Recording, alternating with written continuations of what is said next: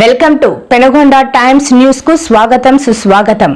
శ్రీ సత్యసాయి జిల్లా పెనుగొండలో నిర్వహించిన ప్రపంచ మాదక ద్రవ్యాల వ్యతిరేక దినోత్సవంలో పాల్గొన్న బీసీ సంక్షేమ శాఖ మంత్రి సవితమ్మ.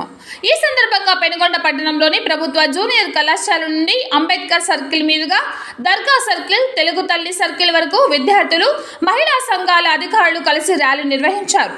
ఈ సందర్భంగా మంత్రి సవితమ్మ మాట్లాడుతూ సమాజానికి చెడు చేయాలని చూస్తే ఎంతటి వారినైనా ఉపేక్షించమన్నారు.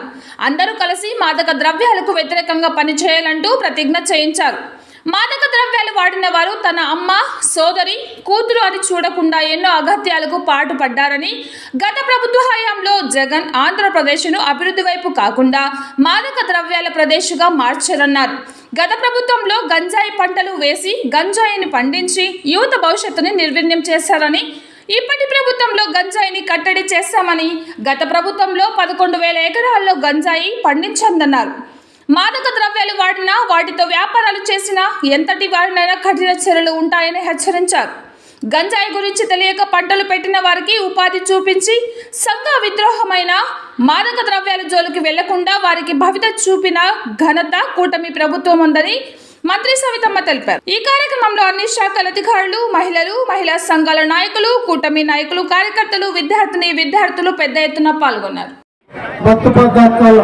అంతర్జాతీయ వ్యతిరేక దినోత్సవంగా మన ప్రియతమ నేత పెనుగొండ అన్నపూర్ణేశ్వరైనటువంటి సవితమ్మ గారికి, అదేవిధంగా ఇక్కడ వచ్చే అధికారులకు, ఈ సమావేశాలు చేసిన అందరికీ నా యొక్క నమస్కారం తెలియజేస్తూ, ఈరోజు ఎందుకు ఈ అవగాహన దినోత్సవం పెట్టారంటే మీరందరూ గమనించాలి. గత ప్రభుత్వంలో మద్యం వాళ్ళే తయారు చేసి, వాళ్ళే అంగళ్ళు పెట్టి, వాళ్ళే అధికారులు పెట్టి అమ్మించిన ఘనత గత ప్రభుత్వంది. అప్పుడు కల్తీ మద్యంతో ఎన్నో తాళిబొట్లు తెగిపోయాయి, ఎంతో మంది చనిపోయారు.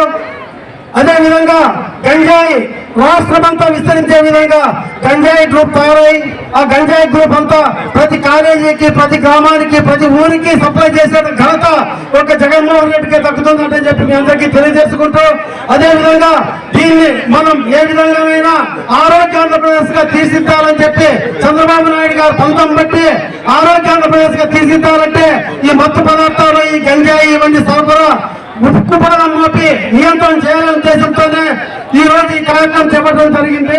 అదేవిధంగా ఇప్పుడు మన ప్రియతమ నేత, మన పెనుగొండ ఎమ్మెల్యే, మన బీసీ సంక్షేమ శాఖ మంత్రి అయినటువంటి సవితమ్మ గారిని మాట్లాడాల్సిందిగా కోరుతున్నాం. నమస్కారం. వేదిక పైన ఉన్న ఆర్డీఓ గారికి, డిఎస్పీ గారికి, మన ఎక్సైజ్ సిఐ గారికి, ఇక్కడ విచ్చేసిన అధికారులకు అందరికీ, మరి ఇక్కడ విచ్చేసిన ఎన్డీఏ కూటమి నాయకులకు, తరలి వచ్చిన నా సోదరిమణులకు అందరికీ, ప్రెస్ కూడా అందరికీ ప్రత్యేకమైన ధన్యవాదాలు, నమస్కారాలు తెలియజేస్తూ విద్యార్థులందరికీ wish you all the best తెలియజేస్తున్నాం. మరి ఇది ఒక మంచి ప్రభుత్వం.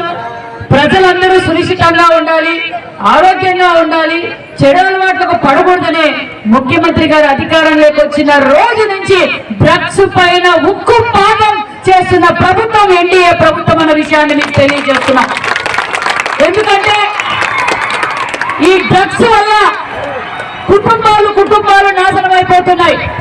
దయచేసి ఇక్కడ విచ్చేసిన తల్లిదండ్రులకు, మరి భావితరాల భవిష్యత్తైన పిల్లలందరికీ మేము తెలియజేసేది ఒకటే, దయచేసి అందరూ జాగ్రత్తగా ఉండండి.